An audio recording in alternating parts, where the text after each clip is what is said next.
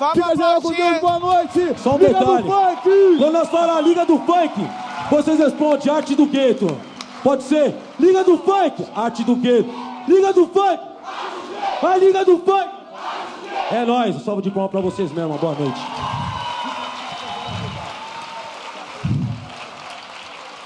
Convidamos para encerrar a noite falando Marilena Chauí, a nossa companheira.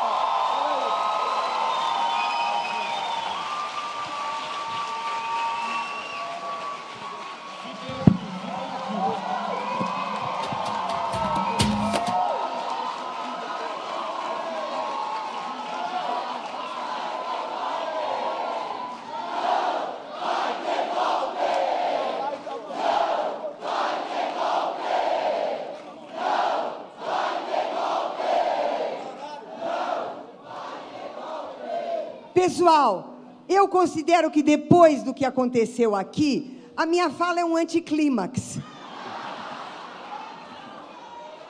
Eu acho que as análises foram feitas, as conclusões foram tiradas, a alegria necessária para essa luta foi trazida, a minha contribuição vai ser mínima e eu vou ser muito rápida. Então, o que eu quero...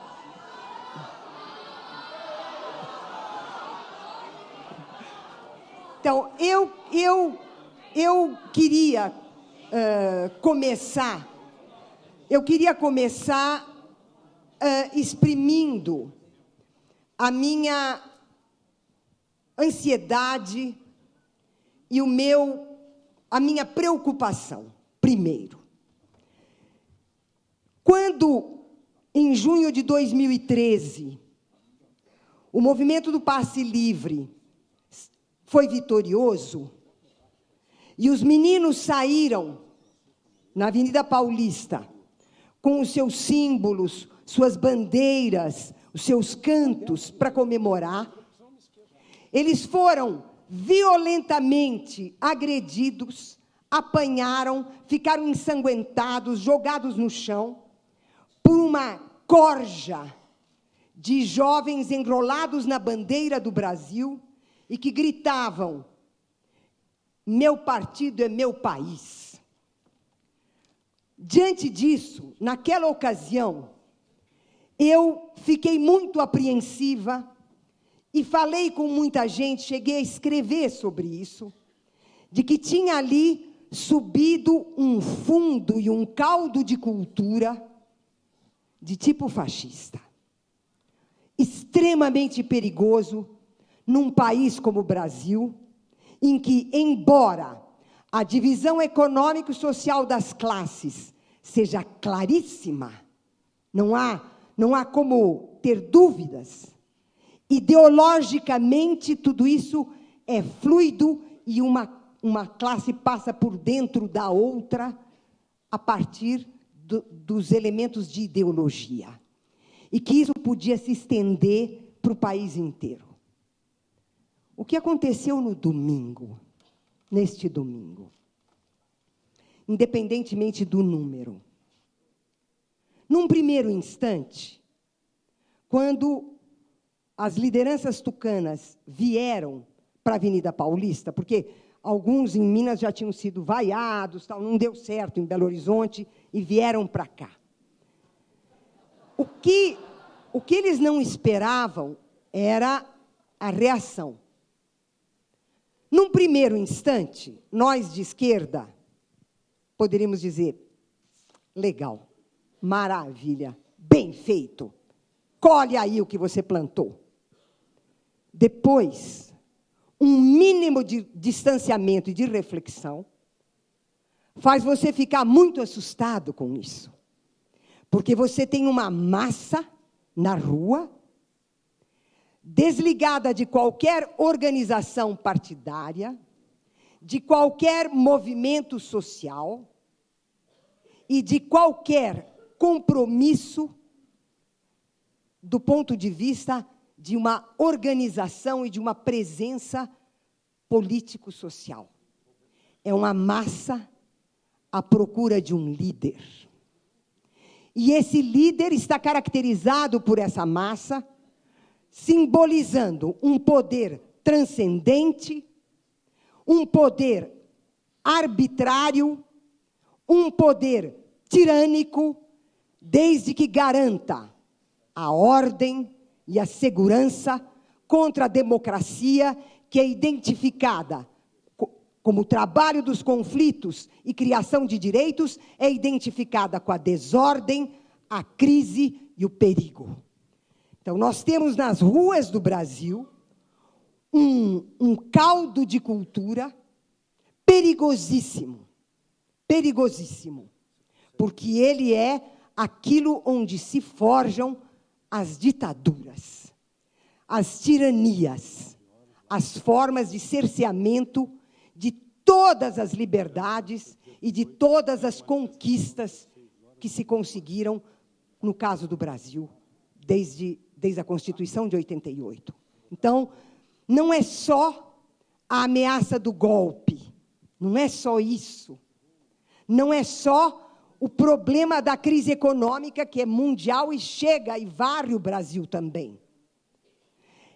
O problema é, de um lado, que o conservadorismo e o reacionarismo político tomou conta da Europa, depois dos acontecimentos de Paris, está tomando conta dos Estados Unidos. O Trump pode ganhar as eleições e ele tem o apoio da Ku Klux Klan. E ele se declarou contra todos os direitos das mulheres, os direitos dos negros, dos homossexuais, dos mexicanos, de todo mundo. Então, você tem uma onda conservadora, ligada a essa forma completamente sem trava e sem nenhuma possibilidade de segurança, que é esse momento neoliberal do capitalismo. É um capitalismo sem trava de segurança. É nesse contexto que nós temos, então, a crise econômica no Brasil, e nós temos a ameaça política do golpe. Mas isso é apenas a superfície.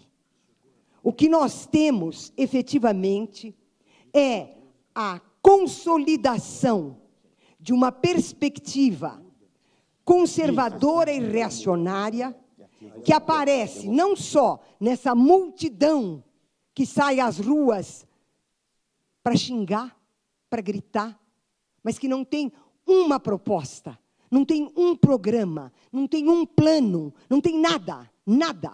Ela só dá vazão a essas emoções de ódio, de vingança, de ressentimento, de um ressentimento contra os programas sociais, contra qualquer tentativa de diminuir a desigualdade.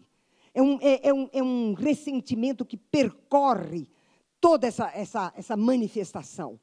É isto que tem que ser articulado aos dois outros elementos que compõem este cenário, no caso brasileiro. O elemento Congresso Nacional, ou seja, o modo de operação atual do Poder Legislativo, com a pauta dos 3 Bs, o boi, a bala e a Bíblia. Os 3 Bs estão propondo não só a destruição de todos os direitos assegurados pela Constituição de 88, como eles estão propondo a autonomia do Banco Central, o que significa que o Estado se afasta do Banco Central e o governante não governa a economia. É isso que está sendo preparado no Legislativo. E, do outro lado, a operação do Judiciário. E o modo como o Judiciário... É preciso não esquecer que os procuradores que estão nessa festa, pelo sul do país, Curitiba, São Paulo, todo esse sudeste, esses procuradores escreveram e assinaram um manifesto pró-Aécio. Eles tomaram partido nas eleições. Portanto, eles não podem exercer a função que eles estão exercendo.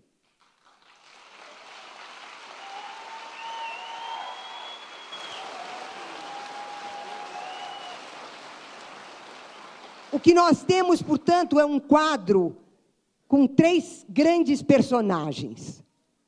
O Congresso Nacional, com a pauta reacionária e conservadora de destruição da Constituição de 88.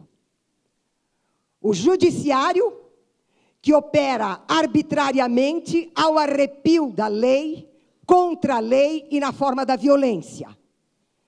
E a ideologia que aparece na forma do ódio, do ressentimento, da vingança nas manifestações ocorridas.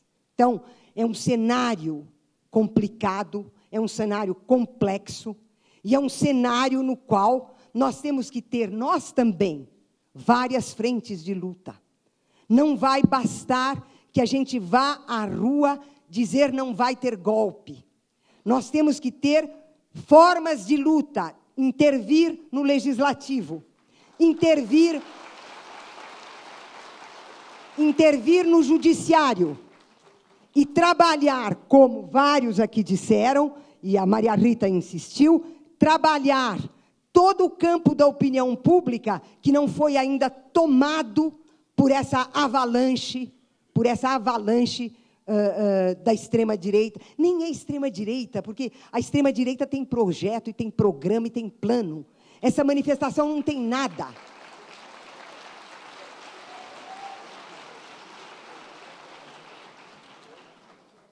Eu penso que, do mesmo modo que o apartamento em Miami e o uso dos jatinhos da FAB para assistir jogo de futebol e show fez com que Joaquim Barbosa não fosse a grande vestal da República, talvez alguma coisa semelhante impeça que Moro seja a grande vestal da República. Mas é isso que está sendo tramado. E está sendo tramado não só pelo próprio judiciário, está sendo tramado não pelos partidos políticos ditos de oposição, está sendo tramado e produzido pela mídia. A mídia brasileira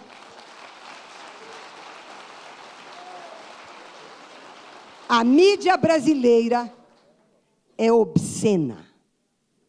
A mídia brasileira é um escárnio.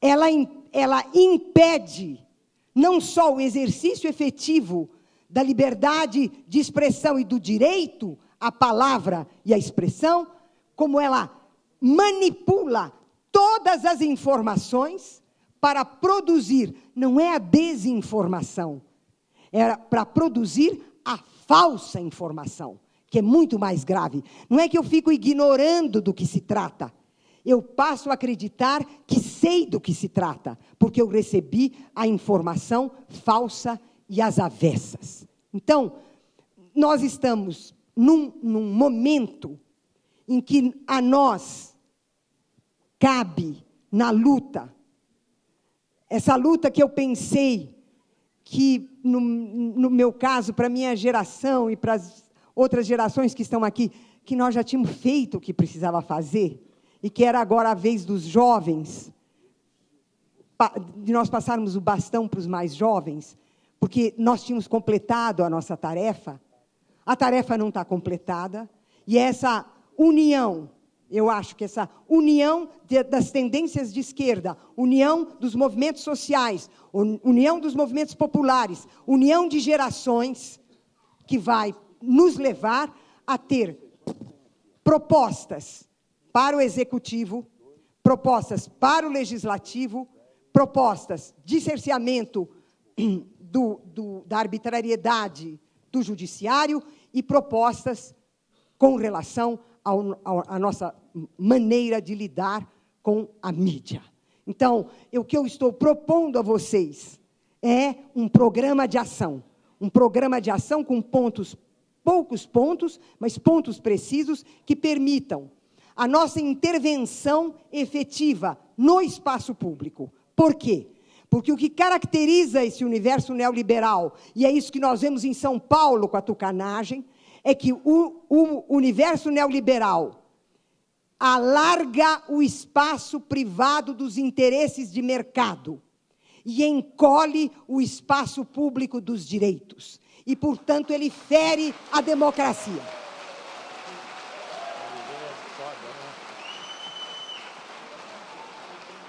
Por isso, amigos, amigas, companheiros, companheiras, a luta continua.